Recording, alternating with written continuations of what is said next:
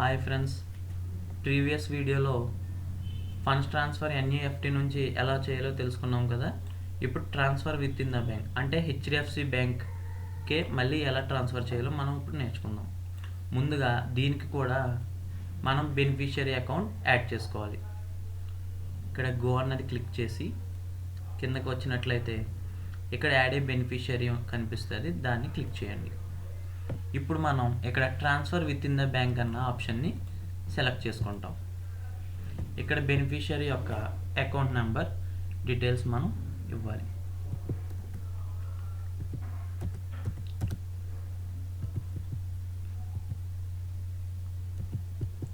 ఎన్ఈఎఫ్టీతో పోలిస్తే with in the bank procedure కొంచెం ఈజీగా ఉంటుంది.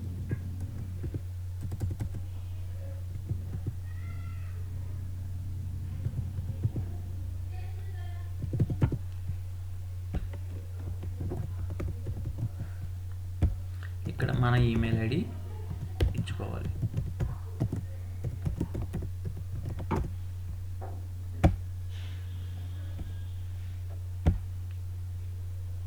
ఇక్కడ మనం డీటెయిల్స్ మళ్ళీ ఒకసారి వెరిఫై చేసుకుని కన్ఫర్మ్ చేసుకోవాలి.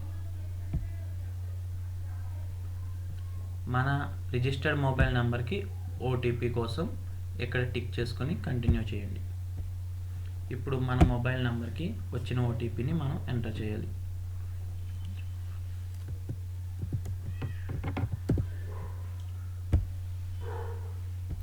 తర్వాత మనకి యాడెడ్ బెనిఫిషియరీ కంప్లీట్ అని చెప్పేసి వస్తుంది. ఇప్పుడు మనం అకౌంట్స్లోకి వెళ్ళినట్లయితే ఫండ్స్ ట్రాన్స్ఫర్ క్లిక్ చేయండి. Select transaction type, transfer with in the బ్యాంక్లో క్లిక్ చేయండి. సెలెక్ట్ అకౌంట్, ఇక్కడ ట్రాన్స్ఫర్ నౌలో ఆప్షన్లోనే ఇది ఉండాలి. తర్వాత కిందకి స్క్రోల్ చేసిన తర్వాత బెనిఫిషియరీ అకౌంట్ నేమ్ సెలెక్ట్ చేసి వాళ్ళకి ట్రాన్స్ఫర్ డిస్క్రిప్షన్ మీరు ఏమని ఇస్తున్నారో అది మెన్షన్ చేసి ఎంత అయితే ట్రాన్స్ఫర్ చేయాలనుకుంటున్నారో అమౌంట్ ఎంటర్ చేసి కంటిన్యూ చేయండి. తర్వాత దాన్ని మళ్ళీ ఒకసారి మీరు వెరిఫై చేసుకుని అకౌంట్ నెంబర్ని కన్ఫర్మ్ చేసుకోండి. అంతే, ఇక్కడ మీకు ప్రాసెసింగ్ సక్సెస్ఫుల్ అని చెప్పేసి కనిపిస్తుంది. దాంతో మీ ఫండ్ ట్రాన్స్ఫర్ కంప్లీట్ అవునట్టు. ఐఎంపిఎస్ ఎన్ఈఎఫ్టీ అయితే కనుక యాడ్ చేసుకున్న మొదటి రోజు 10,000 కంటే ఎక్కువ మనం ట్రాన్స్ఫర్ చేయలేం. అదే 48 అవర్స్కి అయితే 25,000 లిమిట్.